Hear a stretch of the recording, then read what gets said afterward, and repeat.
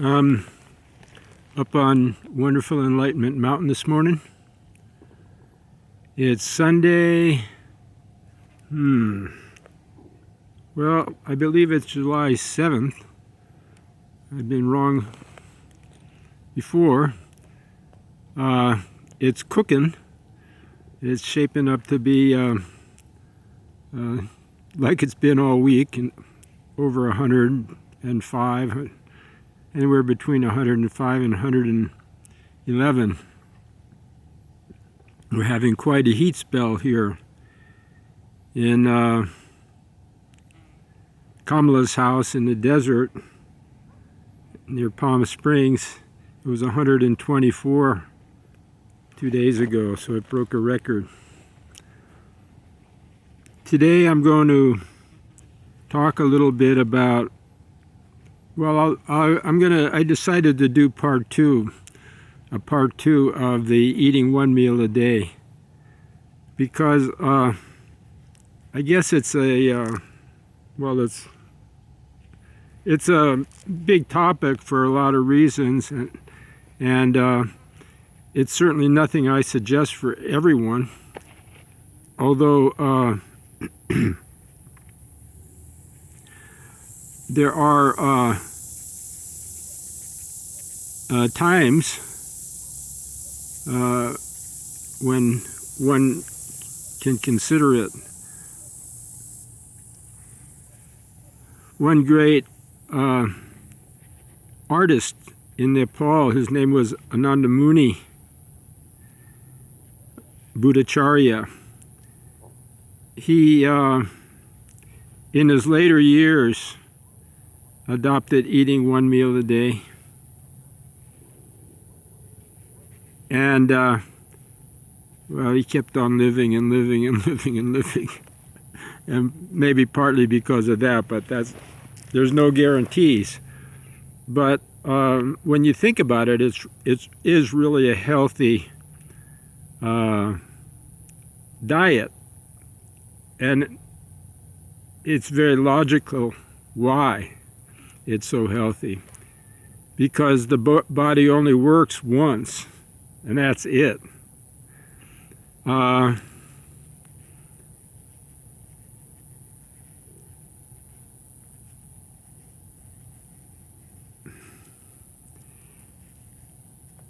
People that eat 3 meals a day, and even many that eat 1 meal a day, they may have allow themselves a biscuit or some chips or something in between, some snack or cookie or something. But as soon as you introduce anything into your body, anything at all, however small it is, that's got nutritional value, everything starts working until that's completely digested, and so it starts everything going. There's a couple of problems with starting everything going.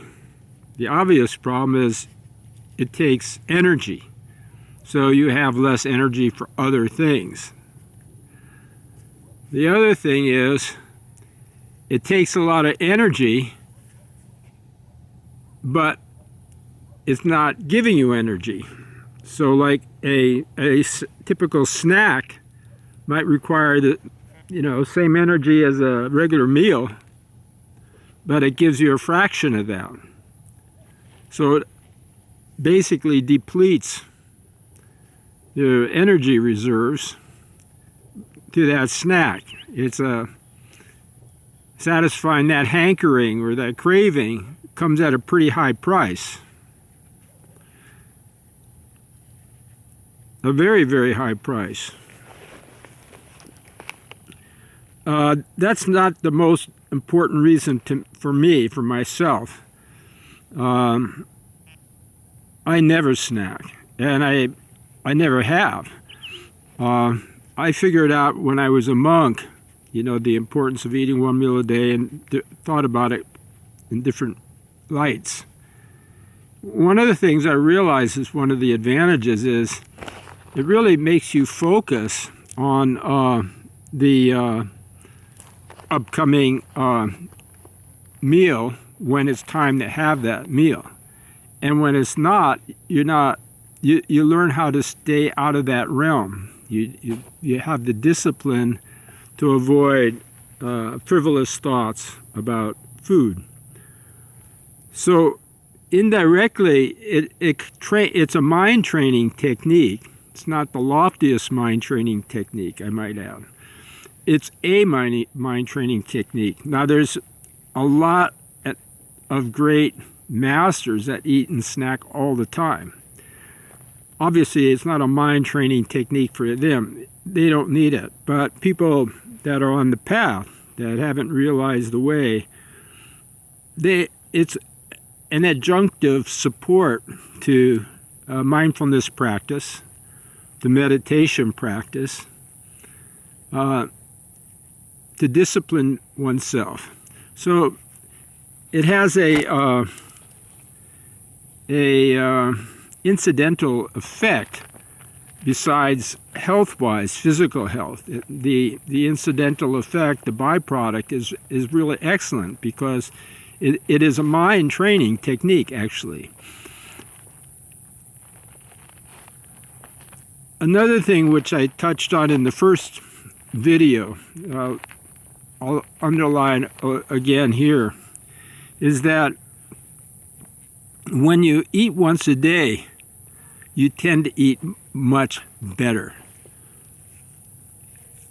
And the reason you eat much better, because you better eat much better, because if you don't, you're going to feel it for the next 24 hours. So when your body knows it's only going to get one meal, that one meal, your body, if you listen to it, you don't. First of all, you learn how to discriminate cravings and hankerings from common sense and one's own, knowledge base of what is really going to be healthy for the body.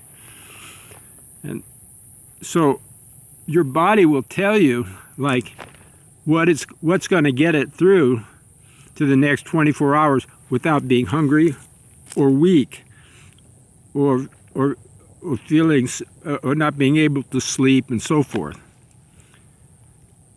And I know I'll forget, so I'm going to say something about sleep right now in relation to diet. One of the problems of eating once a day is that sometimes you may not sleep well.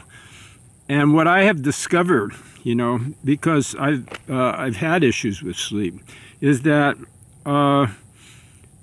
if you're eating once a day, a glass of milk, I have whey protein before sleep. It may be cheating, but it's not a craving or a hankering. I sleep better. And I figured it out myself, over the years. Basically, if you eat once a day, there's a good chance you're going to go hungry, even if you know your foods really well. You're going to be a little hungry. That's okay. It's okay to be hungry when you're awake, but you don't want to be hungry when you're asleep. It leads to bad dreams, tossing and turning, and all sorts of things. And you may not identify the problem. If you're eating once a day, you might not think it's that, but oftentimes it is. So for some, it might be cheating. For myself, I don't regard it as cheating. But eating, if you have a glass of milk, warm milk, or a scoop of whey protein just before sleep, a few minutes before retiring, you'll definitely sleep better. Even people that eat 3 meals a day probably would sleep better with a glass of milk or something before bed. So when we eat once a day, there's certain rules, that are helpful to be aware of. It's any kind of Dharma practice, meditation, mantra recitation, study. Well, basically anything in life that you get good at can become a source of identity in the wrong way. We identify with what we do, and if we get really good at what we do, we get kind of proud of what we do, and being proud of what we do is okay if it serves us well. But sometimes it doesn't, and it can serve us very poorly. In Buddhism, it's called attaching to the form of a practice, any form of a practice. And I'm going to give you an example. I was with a bhikshu about 3 or 4 years ago, and we were sitting on a couch, and he was coughing away. And so I offered him a cough drop. I happened to have some with me. I offered him a cough drop. And then he pointed to his watch, and he said, he eats once a day, you know. Okay. It sounds ridiculous, but a lot of monks are totally ridiculous on this. On this point. It wouldn't be so ridiculous if the monks, when they did eat their one meal a day, didn't fill up a whole box of food and pick and choose every little thing that they want because they think they're eating once a day. They have to, get a little bit, fulfill every single craving they have. Now, if they really ate like a yogi, like a real yogi, because yogis that eat once a day, well, they'd have no problem accepting the cough drop for one. Because, and even a cookie or two, because they really eat once a day. And so if you find yourself eating once a day and then, you're a guest at a house and somebody's offering you a cookie and you don't want to eat it, well, look at what you're eating once a day. If you're filling your every single little craving that you have during that one meal a day, that's not really in the spirit of eating once a day. When you eat once a day, one of the fourth of the 5 contemplations that every monk knows is you take your food as medicine. So most really good monks that really are in a one meal a day, and every single sadhu and wandering ascetic in India, they mix everything in one pot and eat it. I myself cook everything in one pot. It's called khichdi, and whatever goes into the pot goes into my bowl, and there's no division, except once in a while I'll really have a treat and put a bagel or something on top. But when we eat once a day, we want to be in the spirit of eating once a day. And people that are really in the spirit of once a day, they put everything in one bowl, mix it all up together and eat it. That's it. That's the way it comes out, and that's the way it should go in. So if you want to really do the practice and you don't want to be one of these people that won't accept a cough drop because they eat once a day, you will make it as simple and healthy as possible, and medicinal as possible, and eat it all together.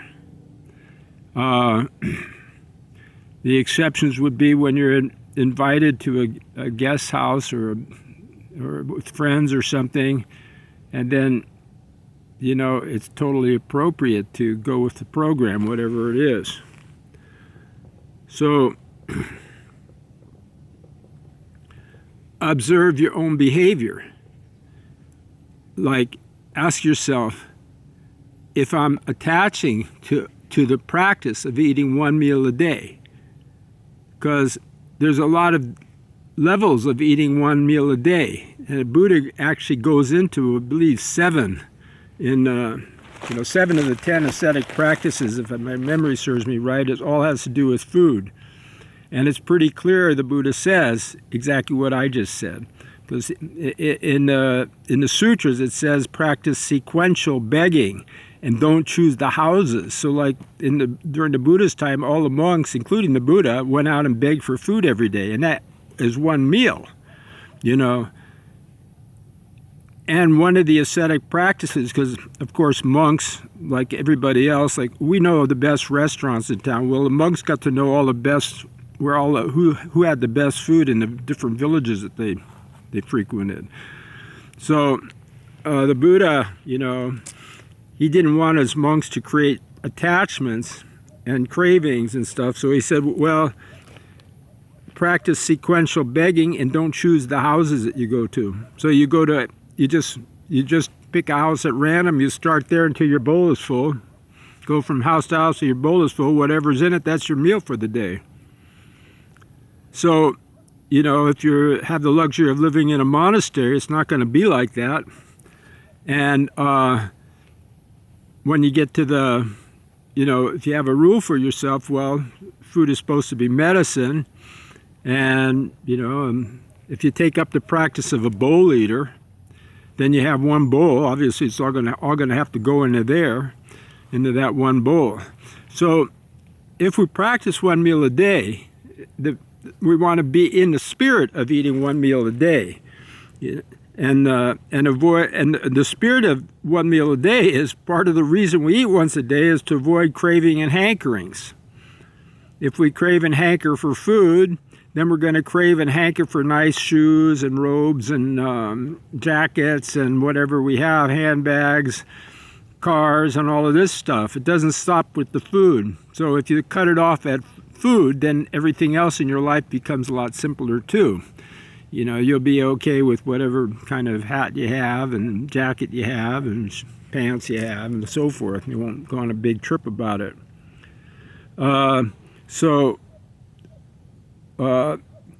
It's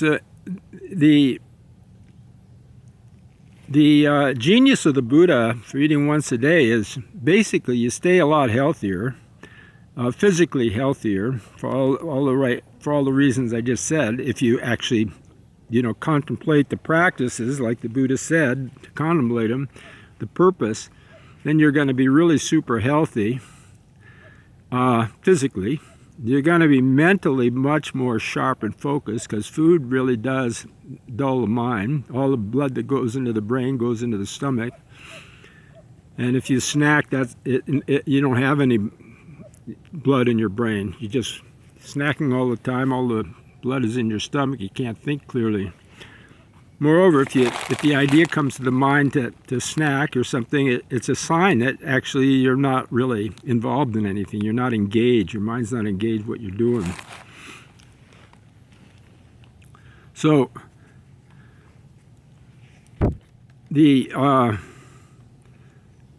everything that can be said about one meal a day can be said about 3 meals a day. Eat simply. If you eat 3 meals, no snacking in between. If you eat 3 meals, make them medicinal meals. Don't avoid being moved by taste. Now, one of the things I discovered recently is that, some of my herbs I've acquired a taste for, even though they're completely horrible. Moringa, Brahmi, and things like this. So, then you got to watch your craving for those too, but at least it's better. They're better for you. So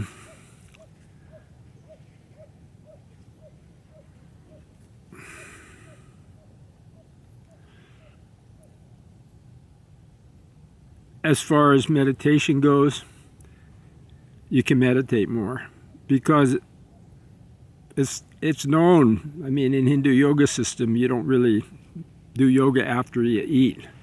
And meditators generally don't like to meditate right after they eat. So for 45 minutes, some say 2 hours or even 3. But the practice and even study goes a lot better when your tummy is a little bit empty. Because you have more energy if your stomach if you're hungry, if you're a little hungry. In fact, the Buddha says, when do you stop eating? Well, you stop eating when you're still a little bit hungry. When you feel like 3/4 full, then you stop. That's what the Buddha said. I don't practice that myself. I usually eat until I'm, bursting a gut. But that's me, and it's not advice I would give to everybody. I've gotten a lot better now because my latest bowl, instead of is only 1.5 quarts. It's a Corning bowl that a friend Ernie gave to me, and so I decided that would be it. I've been doing that for a few months now, 1.25 quarts.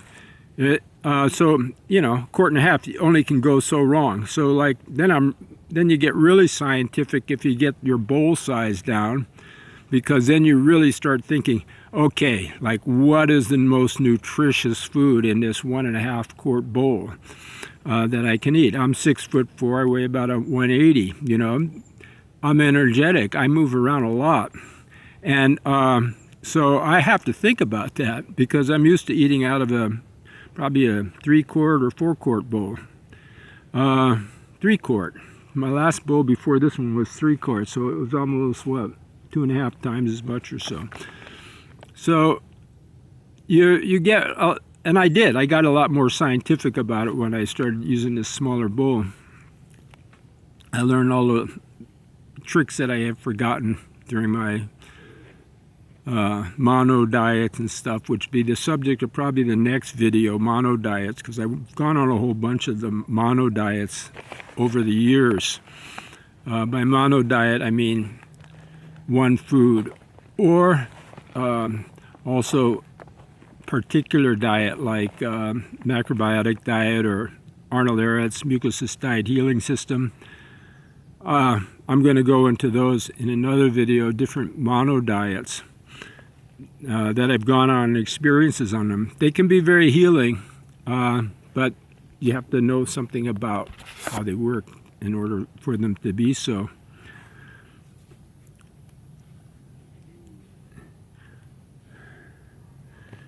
So the idea is to eat, quit while a little bit hungry, and everything digests better then, because when you are hungry, actually the digestive juices are really active. So if you quit while you're a little hungry, you tend to digest food better. And something I found out recently, because by recently I mean about 6 months ago, and I started practicing it, is drinking a glass of water with a meal. I read in a very respected encyclopedia of natural medicine that I just got. It's a 1,200 page book on natural medicine. That, contrary to what I thought, because I just use logic that if you have water in your stomach, it's going to dilute the stomach acid and food won't digest as well. Well, the authors, 2 of them, the author of this book, it's called, it has natural medicine in it. I'll try and remember to have it in my next, have the name in my next video on health. But they point out that a glass full of water with a meal actually helps the digestion. It didn't seem logical to me. It still doesn't, but I'll take their word for it. They know what they're talking about, and they give all sorts of double-blind tests and stuff and statistics, and they back up everything they say with reason. So I started eating my meal with a glass of water. Sometimes I put my Brahmi and ashwagandha in it, in the water, and shake it up and drink that. But I do have fluid every time with my meal. It supposedly facilitates digestion.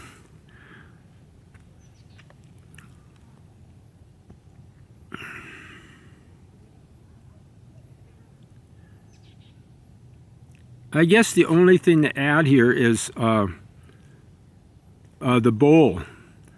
One of the Buddha's practices was the bowl eater. You know, you're a bowl eater. You eat out of one bowl. And one of the other ones is eating in one sitting. And another one is not accepting any food after you filled your bowl. So it's pretty easy to see where all of that is going. It's to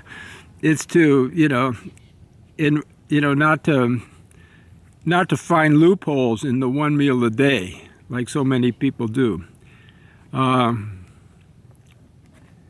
If you see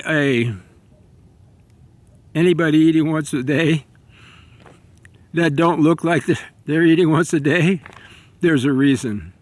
And it's because they found too many loopholes in the practice.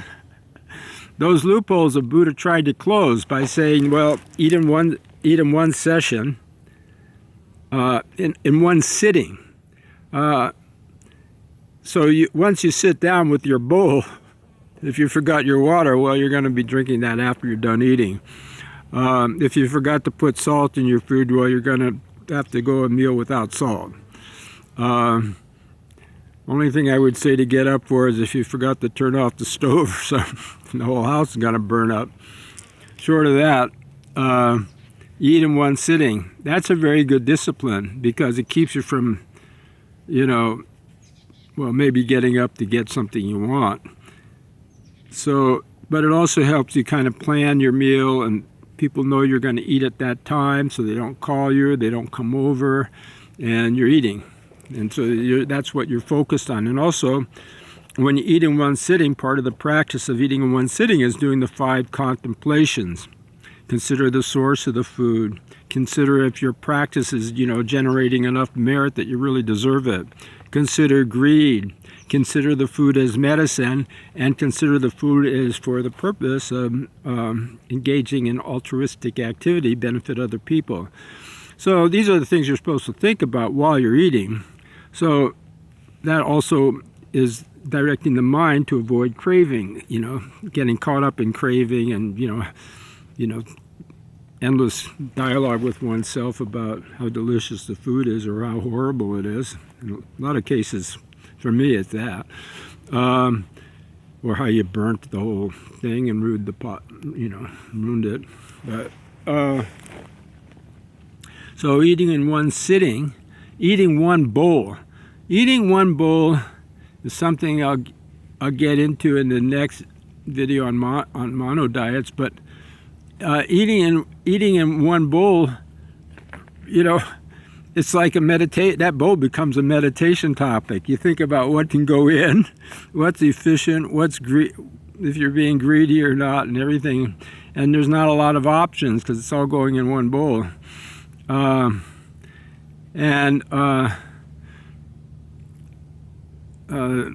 other practice is, time. Time is very important, especially for monks. They eat before noon. I don't follow that. I pretty much eat in the middle of the day, anywhere between 11 and 1 or 2. But having a fixed time when we eat is pretty good. I usually focus on cooking at 11 and eating at noon, but whatever anybody else wants to do. Some people eat at 10, 10 in the morning. However you want to eat, but even if you eat 3 meals a day, have a time for them, because the body is body's kind of like a clock. The heart beats at a certain rate, the lungs breathe at a certain rate, and the resting heart and the resting breath. So when you have a time, like a rhythm for your eating, it's very good. Like my father was a really wild, crazy person, in a good way.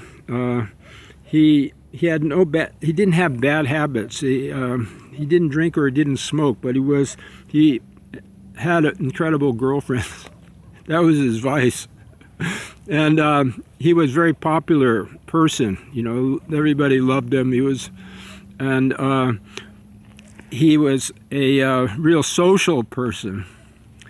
In that day, in his era, he was called a rounder, somebody that got along with everybody.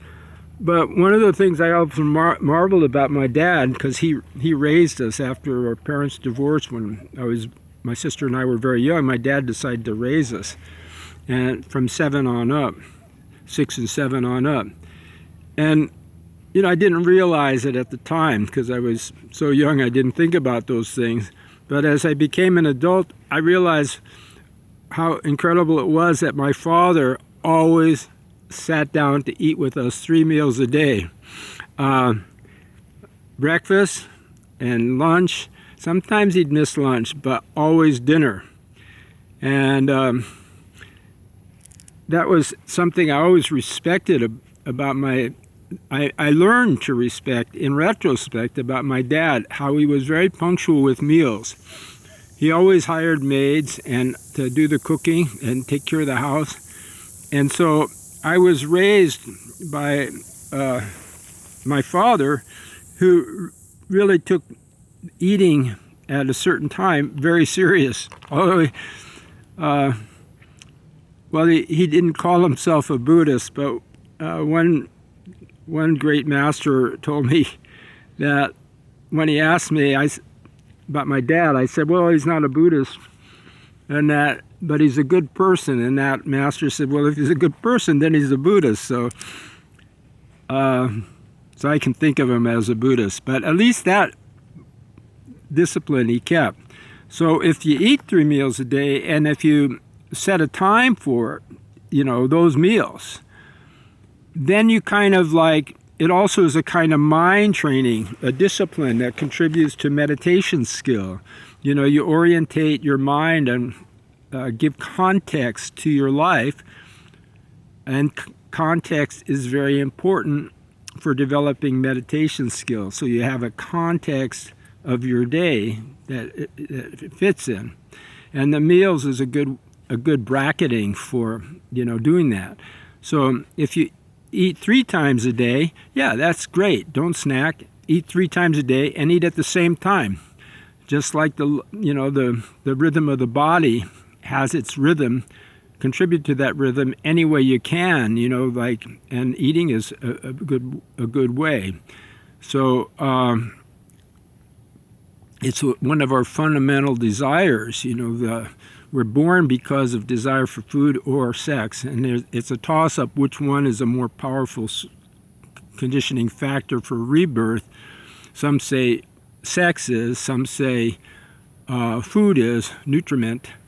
But when you're bodiless, floating around in the sky somewhere with the stars and everything, and you're either going to be attracted to nutriment, food, or sex, and you're going to enter a womb so you can have a body to do just that. So if you discipline this really fundamental desire of a human being, and every single animal and stuff, but animals, they generally don't think of disciplining their desires. But as human beings, if we discipline our desires, and one of them is food, then it's a form of mind training, just like meditation is, or the practice of pranayama, breath mastery. So the idea is to use these powerful forces in a way that they serve us. And